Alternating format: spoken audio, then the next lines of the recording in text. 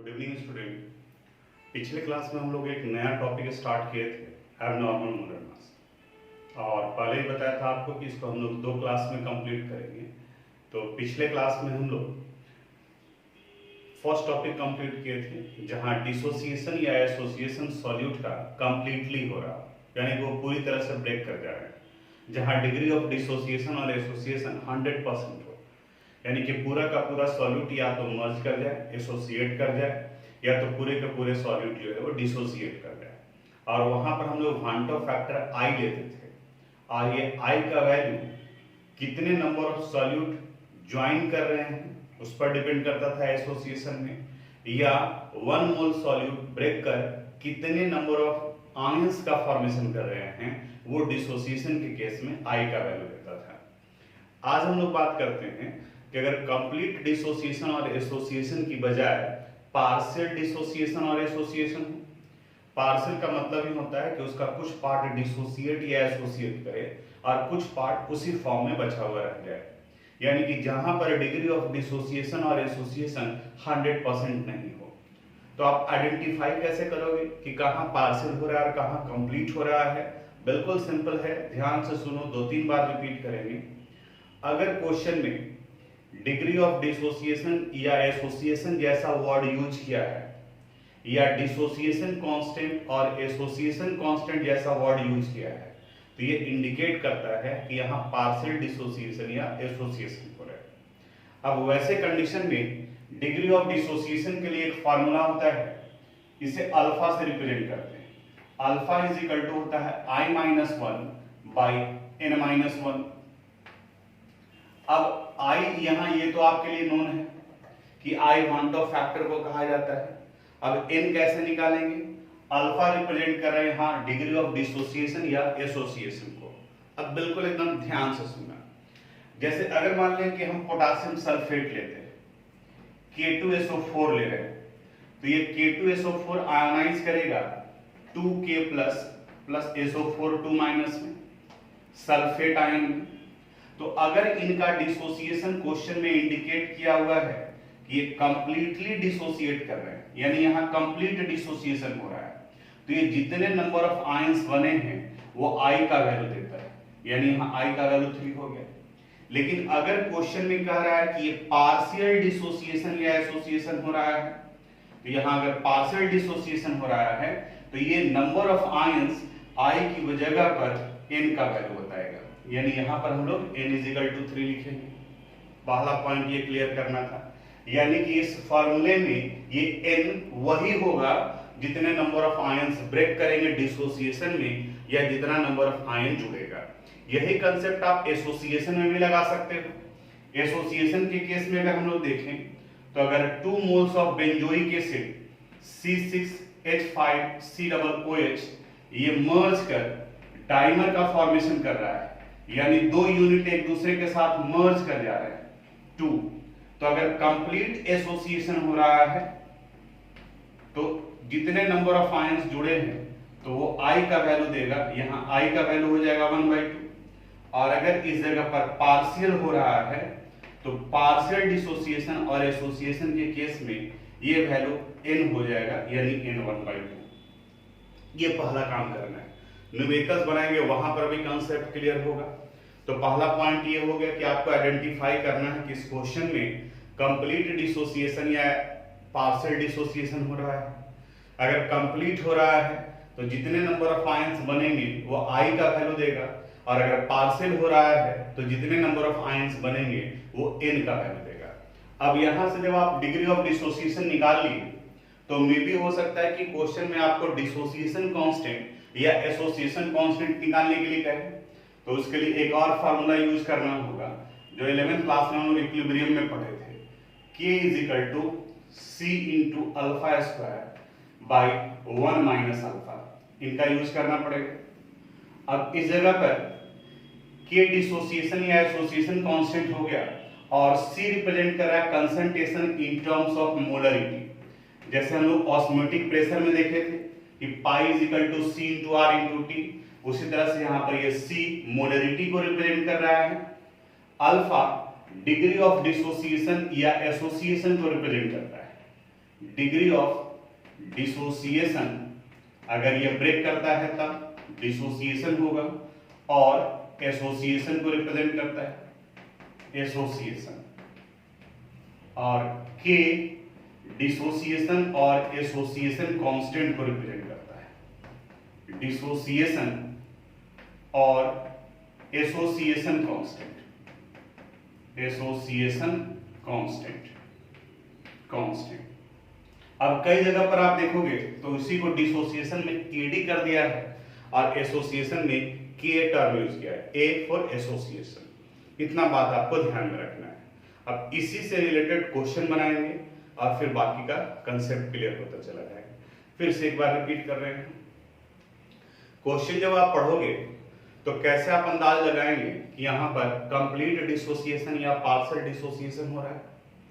Question को ध्यान से पढ़ो, इंडिकेट रहेगा कहीं पर वर्ड पार्शियल, या तो फिर डिग्री ऑफ डिसोसिएशन या एसोसिएशन रहेगा, या तो फिर डिसोसिएशन कांस्टेंट और एसोसिएशन कांस्टेंट रहेगा।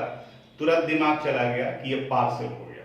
पहला पॉइंट, पार्शियल में और कंप्लीट में क्या फर्क करना है, आई का और एन का वैल्यू। अगर कंप्लीट डिसोसिएशन और एसोसिएशन हो रहा है तो जितने नंबर ऑफ आयंस प्रोड्यूस्ड हो रहे हैं वो आई का वैल्यू देगा, और अगर पार्शियल हो रहा है तो वहां पर वो एन का वैल्यू देगा। कंप्लीट में एन का जरूरत ही नहीं है, क्योंकि वहां तो हम लोग कॉलिगेटिव प्रॉपर्टीज को सिर्फ आई से मल्टीप्लाई कर दिए थे।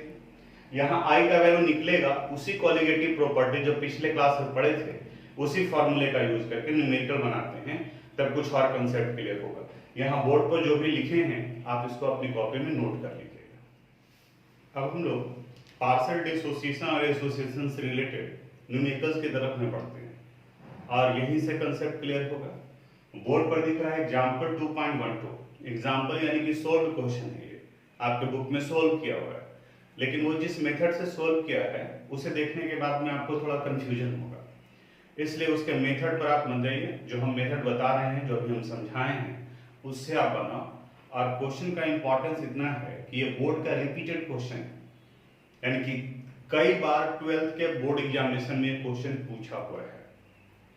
पहले भी आपको पता है कि केमिस्ट्री में एवरेज लेवल का क्वेश्चन पूछता है, और जनरली एनसीईआरटी के न्यूमेरिकल क्वेश्चन को भी रिपीट कर देता है। ये रिपीटेड क्वेश्चन में से है, तो इसलिए इसको आप खुद से एक बार जरूर ट्राई कीजिएगा।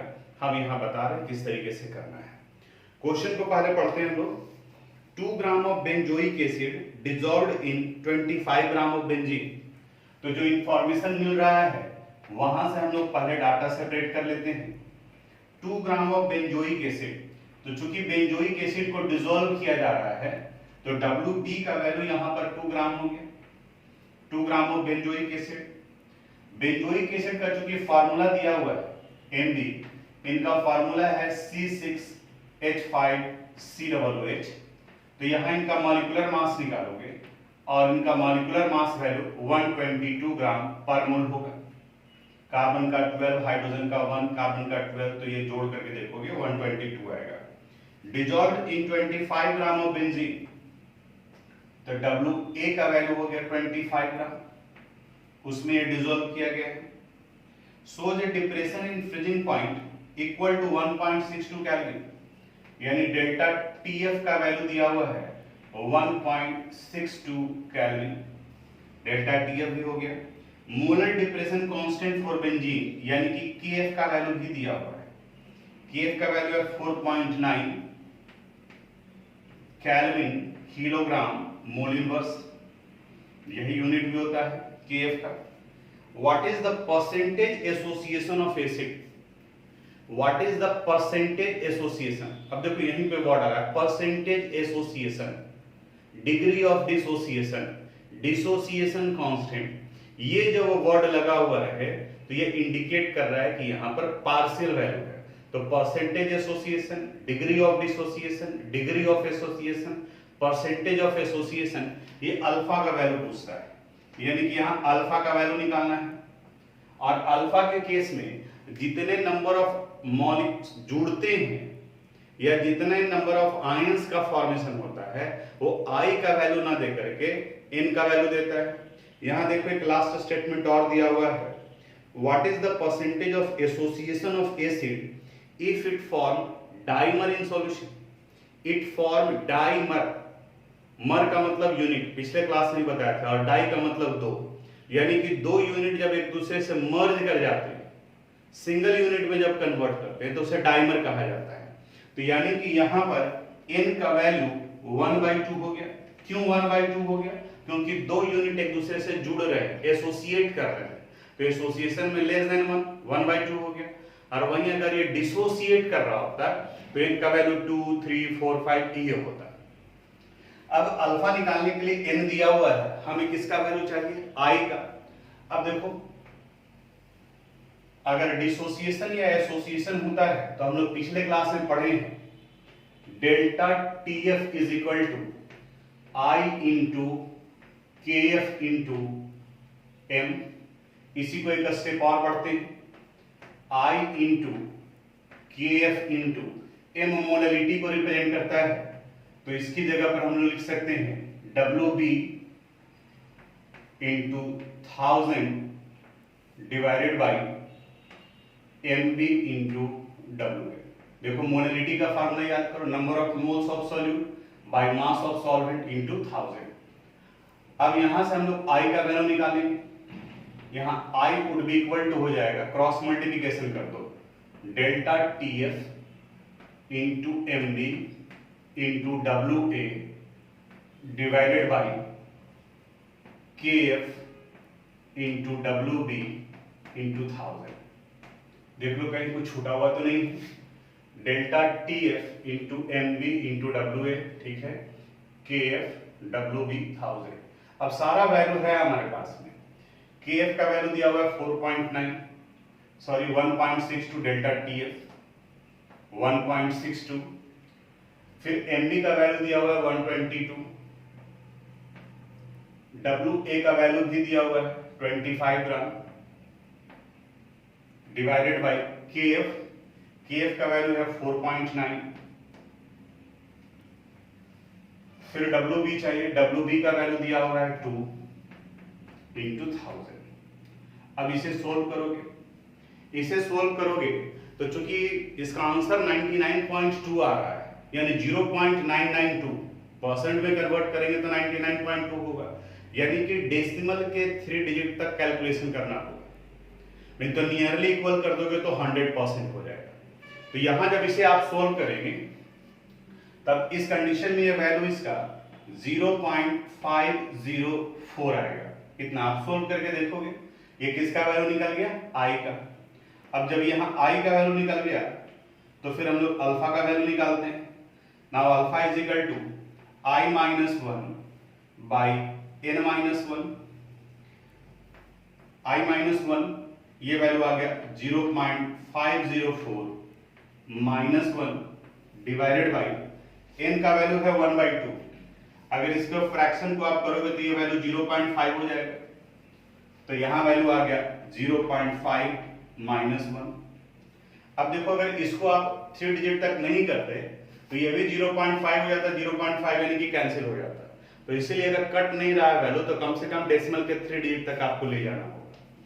अब आगे सोल्व करते हैं, 0.504 में से माइनस 1 किए तो ये वैल्यू आ जाएगा minus 0.496 divided by 0.5 minus 1 minus 0.5। देखो दोनों माइनस माइनस कैंसिल हो गया, बचा हुआ क्या आ गया 0.496 डिवाइडेड बाई 0.5, इट मींस 0.992। ये अल्फा का वैल्यू आ गया। अल्फा का वैल्यू अगर परसेंटेज में कह रहा है तो इसको आपको 100 से मल्टीप्लाई करना होगा, तो जब 100 से मल्टीप्लाई करोगे तो ये वैल्यू आ जाएगा 99.2%। तो ये आपके बुक में बना हुआ है, वहां भी 99.2% आया है। उसके मेथड को भी देखोगे, लेकिन मुझे लगता है कि ये मेथड थोड़ा ज्यादा आसान है कि जो वैल्यू दिया हुआ था वहां से I निकाल लिए, क्योंकि ये फार्मूला तो हम लोग पिछले क्लास में पढ़े हैं, और यहां से फिर ये वैल्यू यूज किया alpha is equal to I minus 1 by n minus 1। एक बार ध्यान से इस वीडियो को देखोगे और फिर खुद से इसको कोशिश करोगे सोल्व करने का, क्योंकि बोर्ड का ये रिपीटेड क्वेश्चन है, तो मेरे समझ से आपके लिए भी ये क्वेश्चन इंपॉर्टेंट हो जा रहा है इस चैप्टर से। तो आप इसे कॉपी कर लीजिएगा, सोल्व कर लीजिएगा। अभी हम लोग एग्जाम्पल 2.12 देख रहे थे। नेक्स्ट क्वेश्चन एग्जाम्पल का ही है 2.13, लेकिन इस वाले पोर्शन में कैलकुलेशन थोड़ा बढ़ जाएगा, स्टेप बढ़ गया है। यहाँ डिसोसिएशन कांस्टेंट का वैल्यू भी निकालना है। मेथड बता रहे हैं, कैलकुलेशन तो ज़्यादा पड़ेगा, थोड़ा सा जरूरत पड़े तो कैलकुलेटर भी यूज कर लीजिए, और एक दो बार बनाया हुआ होगा तो दिमाग में बिल्कुल स्ट्राइक करेगा। आप अपनी कॉपी में बिल्कुल एकदम डिटेल से लिखोगे, स्टेप बाय स्टेप, यानी स्किप नहीं करना है। कैलकुलेशन भी जो आप कीजिए तो जो मैनुअली हो रहा है वहां तक फाइनली जो आप कैलकुलेटर यूज कीजिए, ताकि जब रिवीजन कर रहे हैं तो वहां पर किसी तरह का कोई परेशानी नहीं हो। क्वेश्चन में करा 0.6 millilitre of acetic acid having density 1.06 ग्राम पर millilitre is dissolved in 1 litre of water. अब देखो पहले वाले क्वेश्चन में और इस वाले क्वेश्चन में कहाँ फर्क कर दिया। अब इस जगह पर मास ऑफ सॉल्यूट ना दे करके वॉल्यूम ऑफ सॉल्यूट दे दिया, और साथ में इनका डेंसिटी दिया हुआ है। तो density is equal to mass by volume, तो mass would be equal to volume into density. तो एक पार्ट तो यही कैलकुलेशन में बढ़ा दिया है। खैर हम लोग डाटा सेपरेट करते हैं, किस तरीके से दिया हुआ है, क्या इंफॉर्मेशन यूज करेंगे। जो अकॉर्डिंग टू क्वेश्चन WB का वैल्यू निकाल रहे हैं, WB मास ऑफ सॉल्यूट को रिप्रेजेंट कर रहा है। तो फिर से density is equal to mass by volume, तो mass would be equal to volume into density. तो इनका वॉल्यूम दिया हुआ है 0.6 मिलीलीटर, तो यहां पर ये आ गया 0.6 मल्टीप्लाई कर दिए 1.06 से, यानी कि डेंसिटी से 1.06, ये WB का वैल्यू निकल गया। मोलर मास MB यहां दिया हुआ है एसिटिक एसिड यानी कि CH3COOH, तो CH3COOH इस एसिटिक एसिड का आप मोलर मास वैल्यू निकाल सकते हैं, और इनका मोलर मास वैल्यू निकालेंगे तो ये 60 ग्राम पर मोल आता है। तो यहाँ ये 60 ग्राम कर दी। WA मास ऑफ सॉल्वेंट को रिप्रेजेंट करता है। यहाँ इस क्वेश्चन में कह रहा है dissolved in 1 litre of water, water का डेंसिटी 1 ग्राम पर मिलीलीटर होता है, ये आपको याद रखना होगा। तो 1 लीटर कहने का मतलब 1 किलोग्राम, और 1 किलोग्राम कहने का मतलब 1000 ग्राम। तो WA का वैल्यू हम लोग 1000 ग्राम लिए। अब देखो आप में से कई लोग क्या करोगे, यही चीज पूछोगे कि सर WA 1000 ग्राम कैसे कर दी। अरे यार वही तो बोल रहे हैं, एक ही चीज मैसेज जो करते हैं वही चीज फिर दोबारा कॉल करेगा या मैसेज करेगा। तो आप कम से कम एक बार दो बार रिपीट करके, वीडियो है आपके पास में, मैसेज किए हैं, मैसेज है, आप एक बार बढ़ करके तो देख सकते हैं। यहां बताया कि वॉल्यूम दिया हुआ है सॉल्वेंट का, वाटर का डेंसिटी आपको याद रखना, ये दिया नहीं रहेगा, ये 1 ग्राम पर मिलीलीटर होता है। तो जब डेंसिटी पता है 1 लीटर कहने का मतलब 1000 मिलीलीटर है, तो डेंसिटी इंटू वॉल्यूम कर दोगे तो मास निकल जाएगा, तो वहां से वैल्यू आ गया 1000 ग्राम। तो WB, MB और WA ये जब निकल गया तो यहां से हम लोग मोलैलिटी निकाल लेते हैं।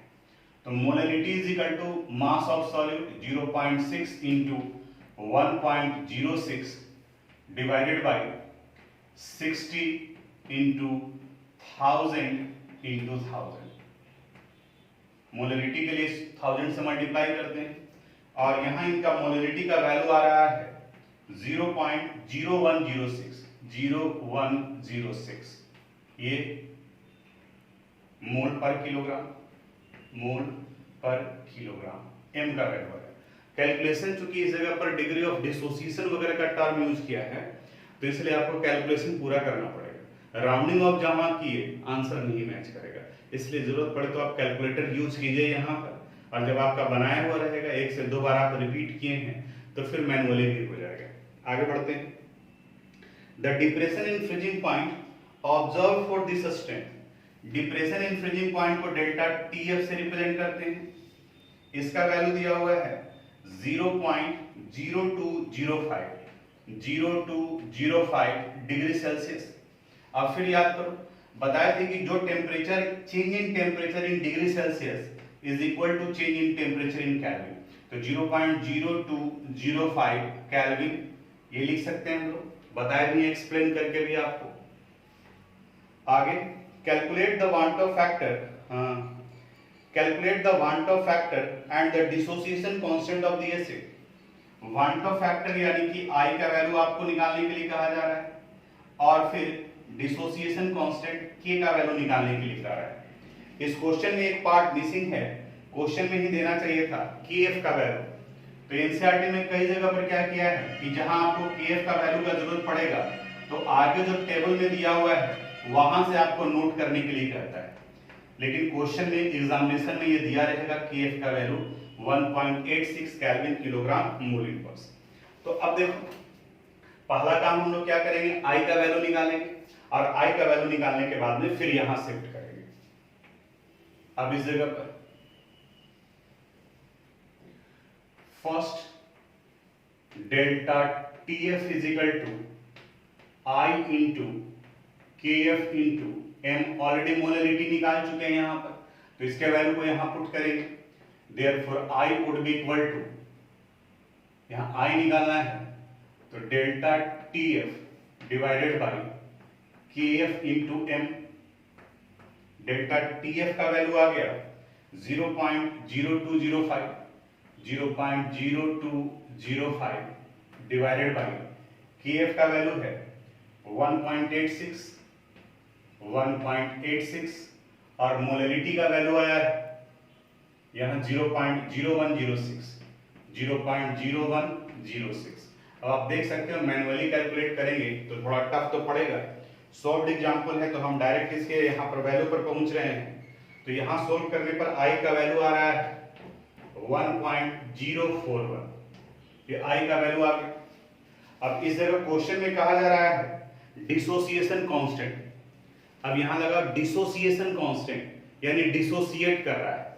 तो अगर आप एसिटिक एसिड को ले रहे हैं तो एसिटिक एसिड यानी कि CH3COOH ये वीक है, पार्शियली डिसोसिएट करता है एज CH3COO- एंड H+।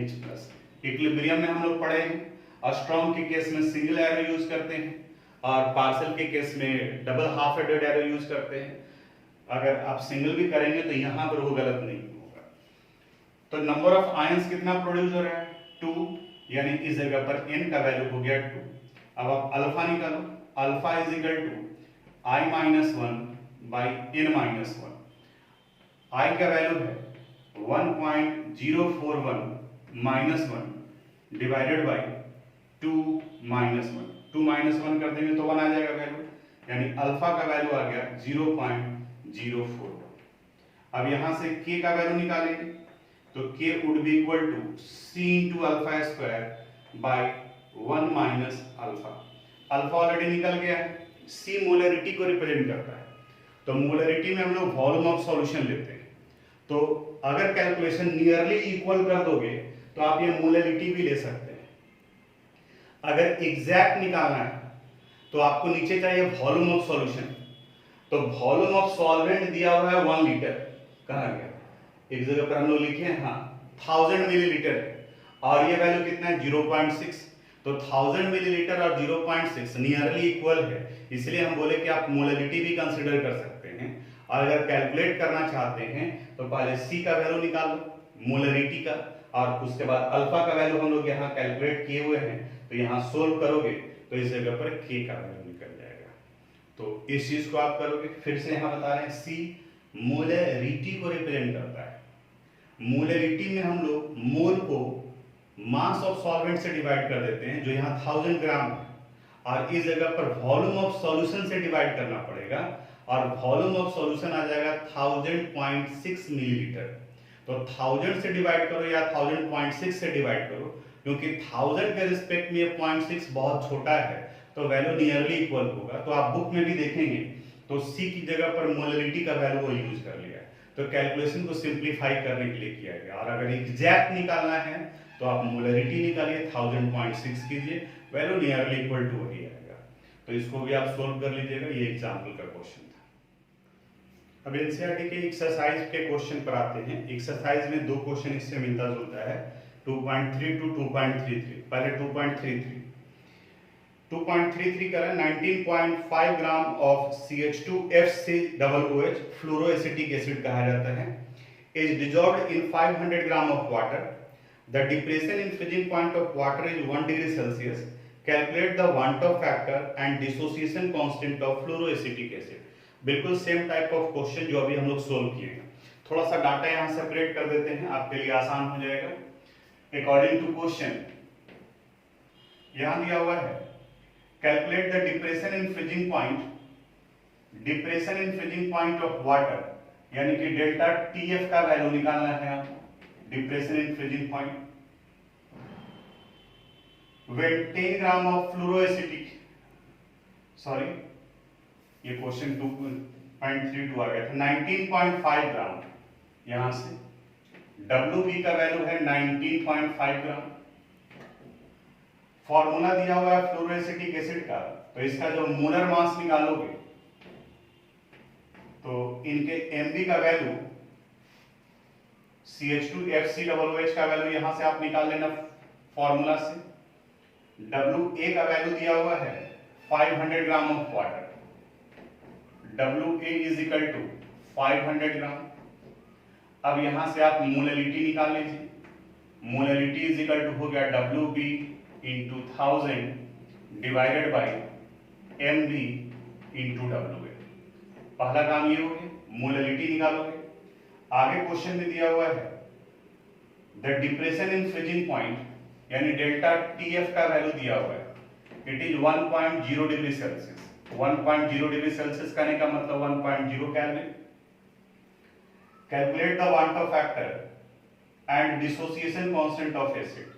अब इस जगह पर भी केएफ का वैल्यू आपको टेबल से देख के लेना होगा, यानी कि ये टेबल से आप नोट करोगे, ये आपके लिए छोड़ रहे हैं क्योंकि बाकी जो भी क्वेश्चन बनाए हैं बिल्कुल उसी तरह से है। तो देखो डेल्टा टीएफ हो गया, केएफ हो गया, एम हो गया, तो यहां पर सबसे पहले किसका वैल्यू आप निकालेंगे, आई का। जब आई का वैल्यू आप सोल्व कर लोगे उसके बाद में फिर सेकंड में फिर आप आ जाना, यहां पर भी एन का वैल्यू ये डिसोसिएट करेगा तो 2 होगा, तो अल्फा निकाल लेंगे आई माइनस 1 बाई एन माइनस 1, ये फॉर्मूला यूज करके एन 2 आ गया यहां पर, अल्फा का वैल्यू इस जगह से जो फॉर्मूला हम लोग पुट करेंगे वहां से निकालेंगे आई का वैल्यू, और इसके बाद फिर के का value K would be equal to C into alpha square by 1 minus alpha, यानी कि इतने स्टेप में बनेगा। क्या क्या कैलकुलेशन करना है आपको, फ्लोरोएसिटिक एसिड का मॉलिक्यूलर मास निकालोगे तो मोलैलिटी निकल गया, डेल्टा टीएफ, केएफ का वैल्यू टेबल से नोट करोगे, वो करने के बाद में फिर आपका आई का वैल्यू निकलेगा। अब आप पूछोगे कि सर ये आई कैसे निकालेंगे, तो ये फार्मूला हम लोग जो यूज किए थे, delta TF is equal to I into KF into M, अभी जो उसी अनुसार से I would be equal to हो जाएगा delta TF by KF into M. तो यहां से आई सोल्व हो गया, आई का वैल्यू ये निकल गया, इन का वैल्यू पता है तो फिर किसका निकलेगा, अल्फा का। आप परसेंटेज नहीं कर रहे तो 100 से मल्टीप्लाई मत करो, उसी फॉर्म में छोड़ दो, उसके बाद फिर डिसोसिएशन कांस्टेंट ऑफ के का वैल्यू निकालिएगा, सोल्व कीजिएगा, आंसर आया होगा, पहले भी स्टूडेंट बनाया है, इतने ही हिंट्स देने के बाद में। अब एक्सरसाइज 2.32 पर आते हैं। यहां करा calculate the depression in freezing point of water when 10 gram of 2 chloropropanoic acid है, 1 2 3 4 ब्यूटेनोइक एसिड है, 2 chlorobutanoic acid is added to 250 gram of water. देखो फिर से यहां क्वेश्चन में डाटा सेपरेट कर दे रहे हैं। Calculate the depression in freezing point, यानी कि आपको निकालना किसका वैल्यू है, डेल्टा टीएफ का वैल्यू यहां निकालना है। व्हेन 10 ग्राम WB का वैल्यू ये 10 ग्राम है, फॉर्मूला दिया हुआ है तो आप मोलर मास निकाल सकते हैं, ऐसे इनके मोलर मास का वैल्यू 122.5 ग्राम पर मोल आता है, और इसे डिसॉल्व किया गया है किसमें, 250 ग्राम। तो WA का वैल्यू भी दिया हुआ है 250 ग्राम, तो देखो मोलैलिटी यहां से निकल जाएगा।